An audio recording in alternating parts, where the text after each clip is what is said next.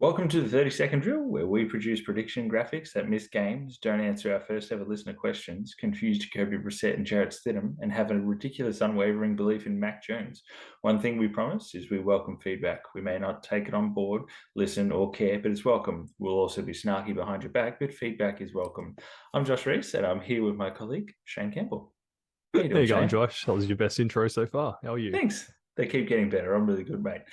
Patriots coming off what can only be described as a terrible win. Yeah, there's two. I think they had two moral victories, as we said in week 1 and 2. Well, this was a moral loss. Yeah, I thought winning would make me feel better, but it did not. No, I think they would have felt better after the loss to the Patriots into that win against the Jets. Hmm. Lost Anyway, to the Eagles. Eagles. I thought you might have meant that. Let's Yeah. dive in to my lovely weekly overreaction. So here we go.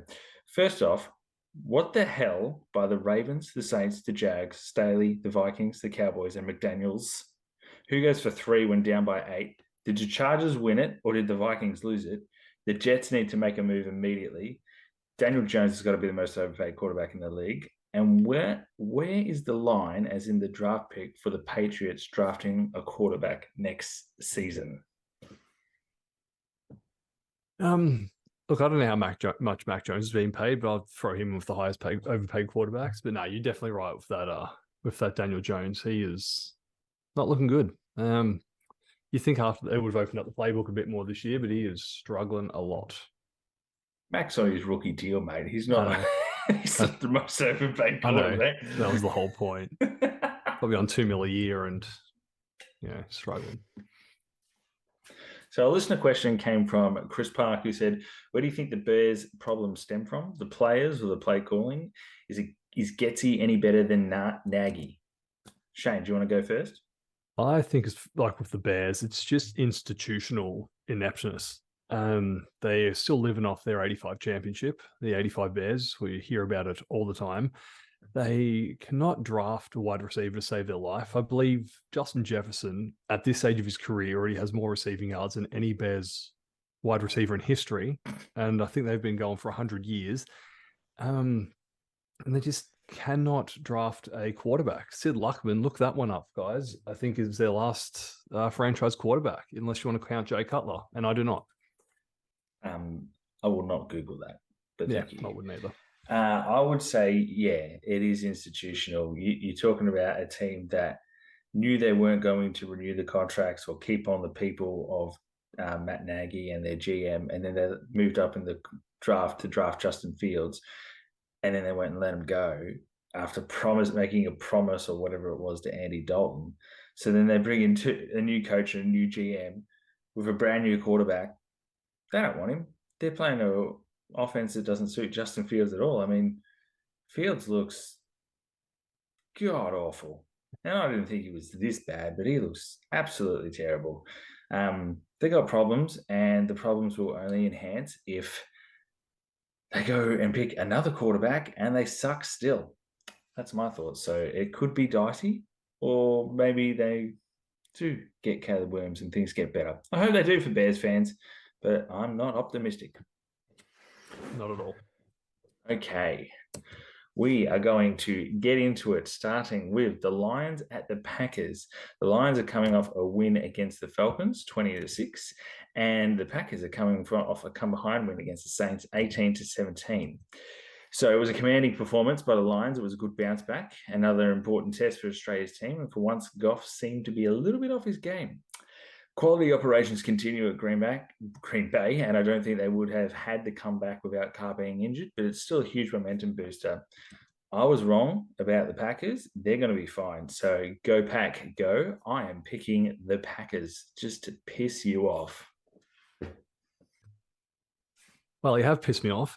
Australia's team was glorious on the weekend. They kept the Falcons out of the end zone. Jared Goff wasn't great, but he did what he needed to do against the inferior opponent. Amara St. Brown is looking like one of the better wide receivers in the league now that he's over all the injuries.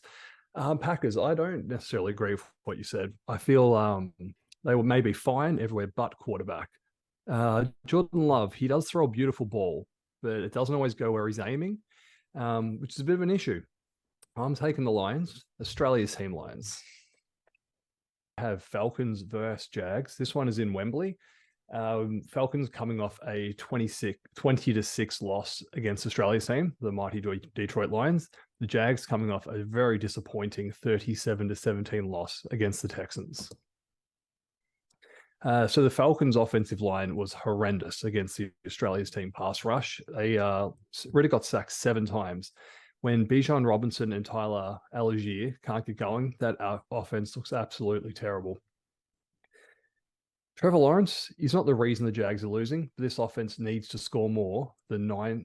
Needs to score more. Was it 9 2 games ago, 17 this game? That's just not good enough. I'm taking the Jags, but not confident. If Atlanta can't run, they can't score. It really isn't going to throw them to victory. Up against the Jags, though, this is a really interesting matchup. I don't know what happened to the Jags, but they got to get going. They really got to get going soon. They were my potential pick to be in the AFC Championship game, but they're going to really need to flip their season around to actually stand the chance, because I can't see them getting through either Miami or the Chiefs at this point. I'm still picking the Jags in this one. So now we are moving on to Dolphins at the Bills. The Dolphins are coming off a massive 70-20 victory over the Broncos, and the Bills are coming off a commanding win over the Commanders, 37-3. So I've said it all along, with a fit Tua, this offense is unstoppable, and the only thing that can stop them is a Tua injury. They were just incredible to watch. It was really enjoyable. Not going to touch on Sean Payton yet.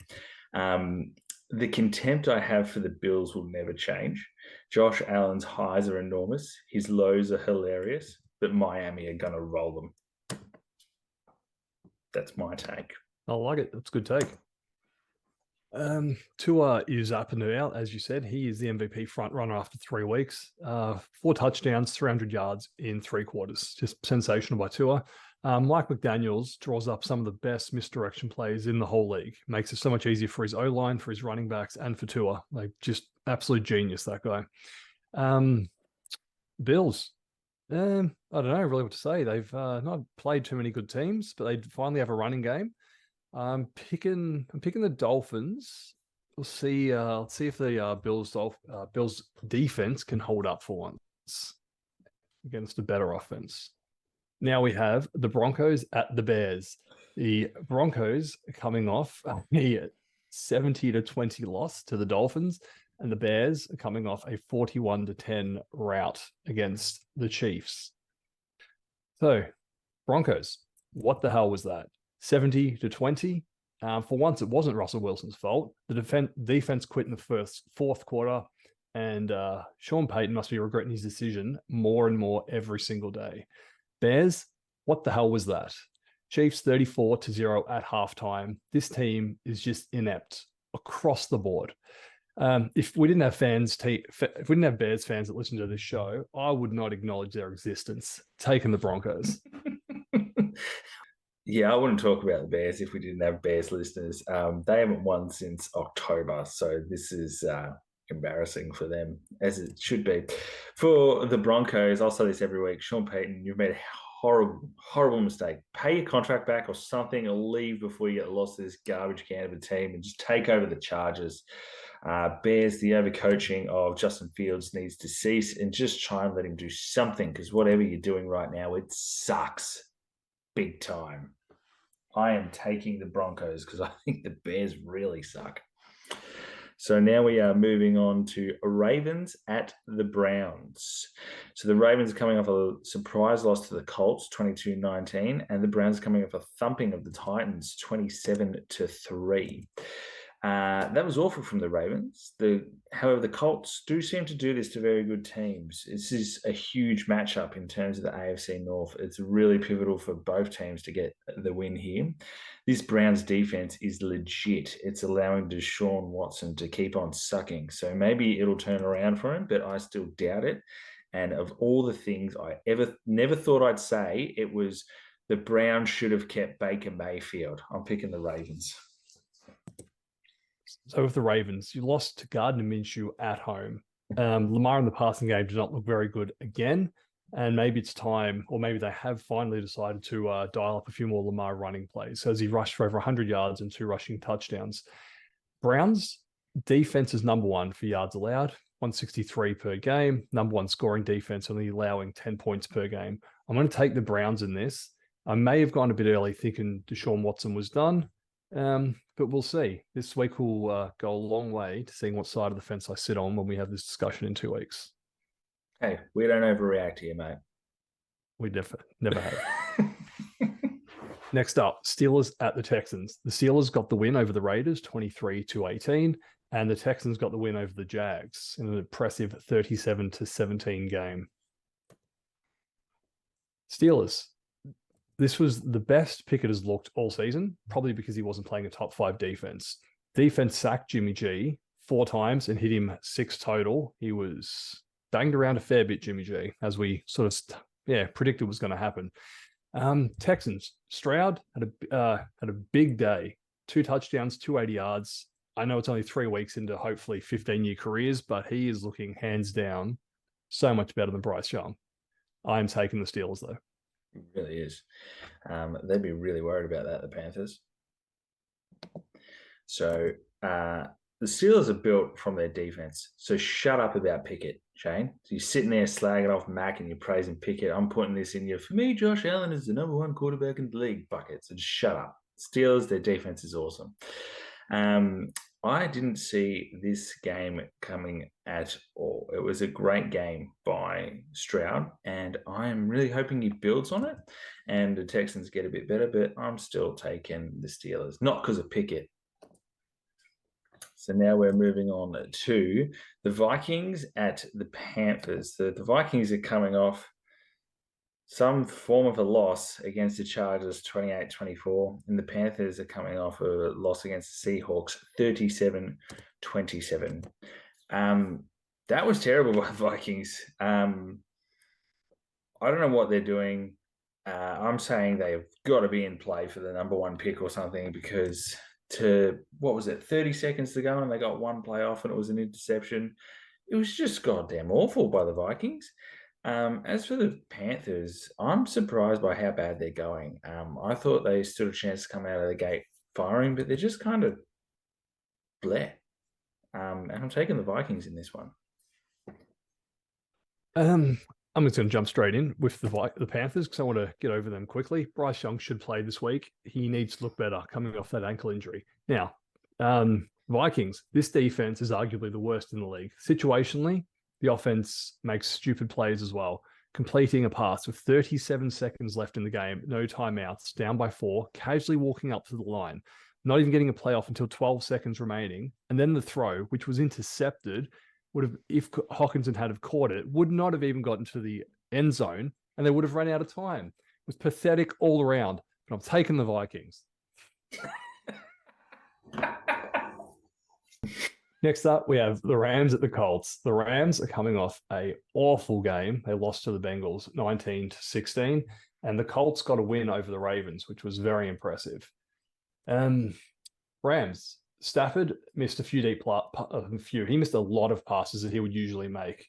Perhaps just the pressure of getting sacked so many times. And they need to be better on 3rd down. They were 0 from 10 on 3rd down against the Bengals, which was absolutely horrendous. Colts, unexpected win over the Ravens. Richardson is still in concussion protocol at the time of filming this podcast. Not sure if he's going to play. Really hoping he does, but Minshew is more than adequate. I'm taking the Colts. That's terrible on 3rd downs by the Rams. So my question was week 1 an outlier? Because it seems to be at this game. This is this point in time, a huge game against the Colts, who have been really, really surprising. Shane Steichen is cooking. He was instrumental for Herbert and then Hurts, and now he is rocking with the Colts. I am taking the Colts to cause, I guess it would be an upset over the Rams, but is it really? I'm not sure. I hope Richardson's back because I really like watching Shane Steichen with that offense. Now we are moving on to the Bucks at the Saints. So the Bucks are coming off their first loss against the Eagles, 25-11, and the Saints are coming off a bit of a, you'll call it a bit of a capitulation against the Packers, losing 18-17.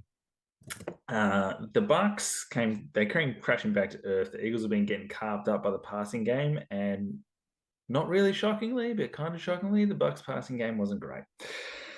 The Saints were looking to run away with that one until Carr went down. I'm not backing Jameis in, no thanks, and I'm also not backing in Dennis Allen in this. I am actually taking the Bucks, and every week I do this, it surprises me, and I'm usually wrong on the Bucks, but I'm still taking them. I think you will be wrong on the Bucks. I'm taking the Saints. The Bucks are a team I cannot get a read on. I don't know what's going on. Baker's looked good. He's looked terrible. He's looked like Baker, to be honest. That's what we've come to know and love from him. The Saints is a big shame about Derek Carr. Not sure how long he's going to be out for with that shoulder injury. But the Saints were undefeated and up 17-0 when he went down. So could have been a sign of things to come. Unfortunately, we'll see. I don't think the drop-off from Jameis Winston will be too severe with a week of practice. They just got to run the ball, play defense, and make damn game-winning field goals, groupie. Had to kick that, they would have won. Commanders at the Eagles. Commanders are coming off their first loss of the season, 37-3 against the Bills, and the Eagles are undefeated after that 25-11 win over the Bucks. Okay, the Commanders' O-line allowed 9 sacks and 15 hits on 39 dropbacks against the Bills, and the Eagles have a much better pass rush. So good luck, Sam Howell, and whoever their backup is, be ready. Eagles. Hurts hasn't looked too good so far, but 3-0 is all you can ask for.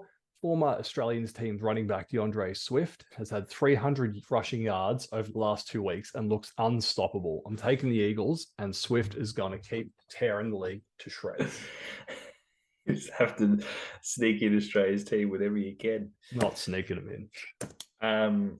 So back to Google for you, Sam Howell. I don't know what to think of this team. It doesn't help that the team that destroyed them could lose to them in a way that would almost look deliberate, such as the capacity of their quarterback to be deplorable. But this has become a Josh Allen rant, which is more entertaining than talking about the Commanders. As for the Eagles, how can you be 3-0 and not be that impressive? They're bullying their opposition. They're absolutely rolling. Their upside is enormous, and I'm sure Hurts is only going to get better as the season goes on. They're already brilliantly placed with Dallas being Dallasy, which is a new term. I'm picking the Eagles in this one. We are moving on to the Bengals at the Titans. The Bengals are coming off their first win against the Rams, 19-16, which was I didn't enjoy that game, but anyway, I'll move on.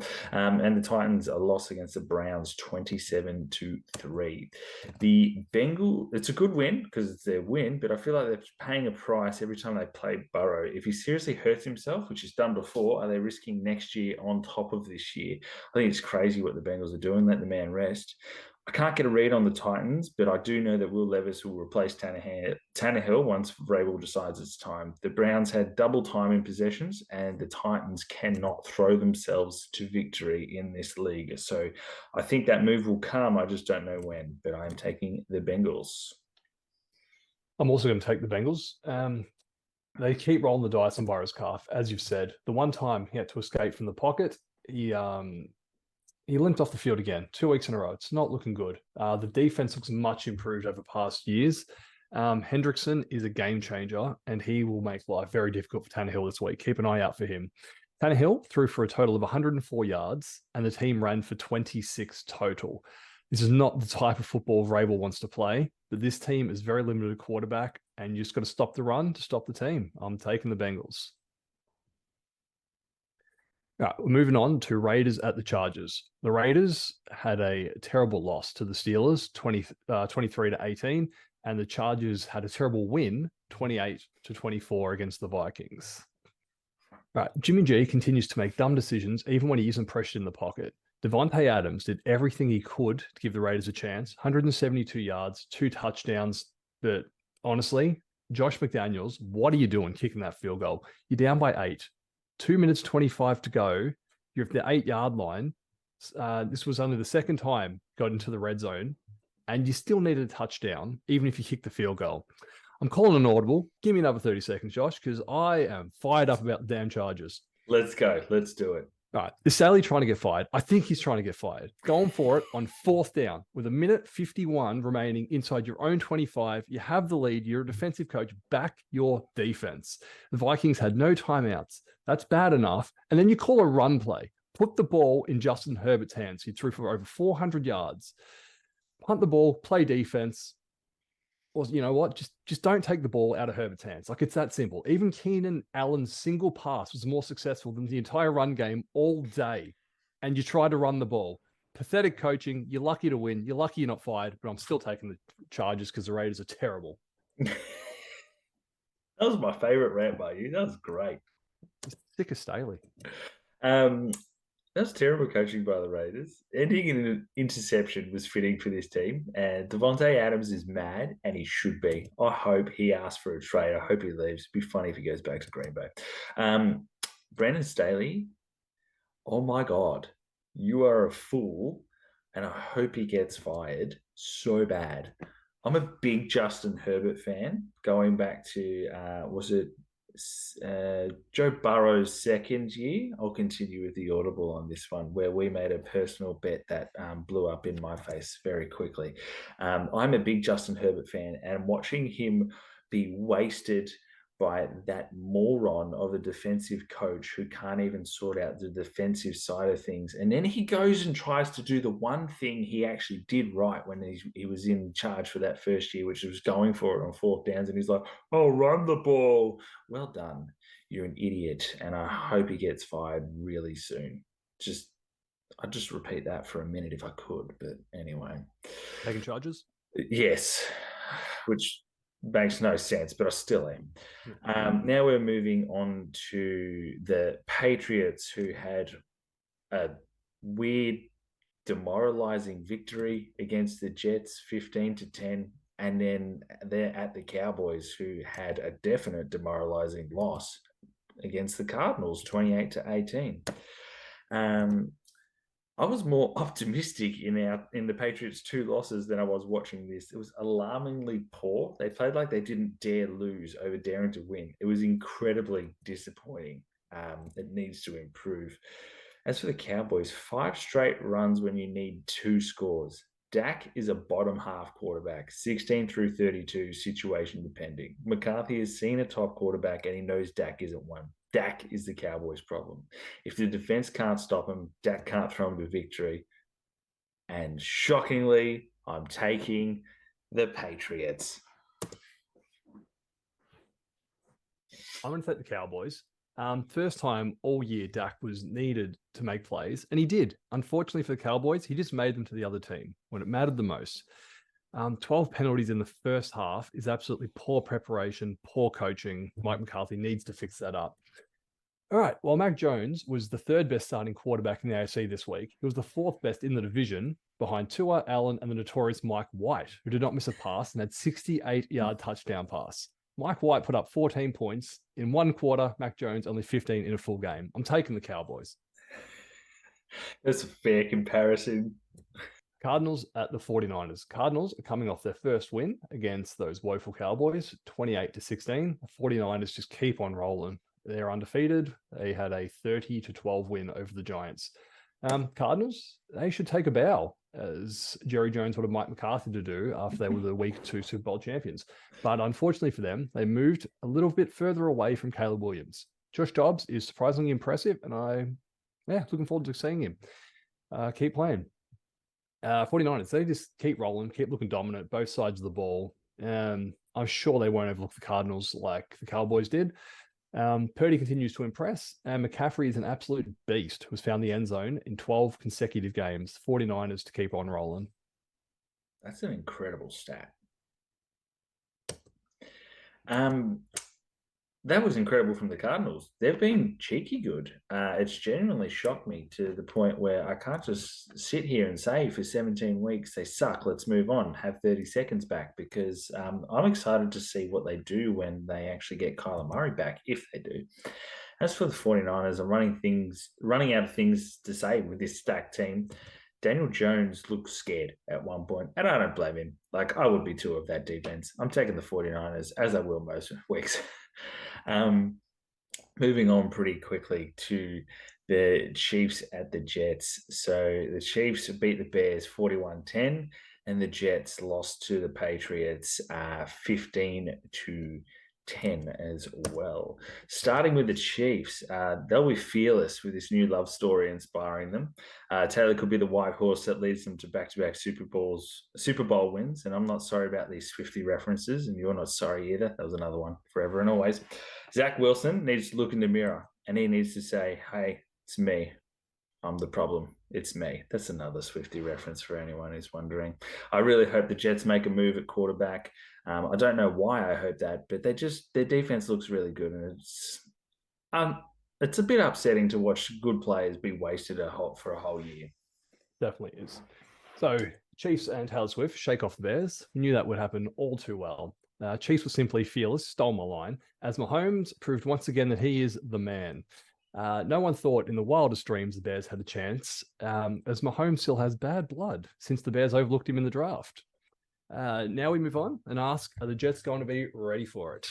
I am not sorry at all. Moving on to the Jets. They should have kept Mike White. Because, he just looks so much better than Zach Wilson. And to be honest, no one doesn't. Like, he's just trash. I've had so much more of a rant. I'm taking the Chiefs. Zach Wilson sucks. Hey, Mac's better than Zach. Look, Zach Wilson is as good at football as his offensive coordinator Nathaniel Hackett was at coaching last year. So...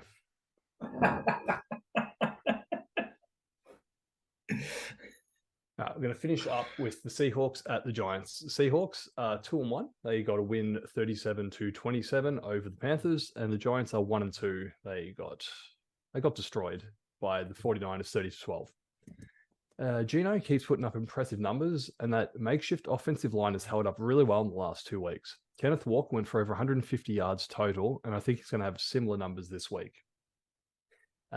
Giants. Jones, they can't establish a passing game at all against the 49ers, which not many teams will. They're only down by 8 in the fourth, but it always felt like it was so much worse than that. Giants have had 11 days rest between these games, so they have to come out strong, but I don't think they will. Taking the Seahawks in this one. Well, for the Seahawks, they just keep rolling. Weapons on offense and defense. I never thought they'd fire like this about Russ, but, well, Russ apparently sucks. Pete Carroll is really enhancing his already stellar reputation. That was expected by the Giants against San Francisco. Even if the Giants were 2-0, I would have expected that result. But if they want to do anything, they need to stand up and make it count this week. I can't see them doing it, and I maintain they have the most overpriced quarterback in the league. I am taking the Seahawks. So that will do for the 30-second drill this week. Thank you for listening to this week's episode of the 30-second drill. You can catch us on our social media pages. They're awful, but they are the 30-second drill, which is 30 on Facebook and Instagram. Make sure to like and subscribe to the channel on YouTube and follow us on Spotify to make us feel good about ourselves. We'll catch you next week. Shane, do you have anything to add? I do. Just for anyone keeping score at home, and for me personally keeping score because I'm winning, the current season tips, I am up 31. Josh is on 27. Well, thank you for adding nothing of substance, Shane. We'll catch you guys next week. We've never been about substance. See you.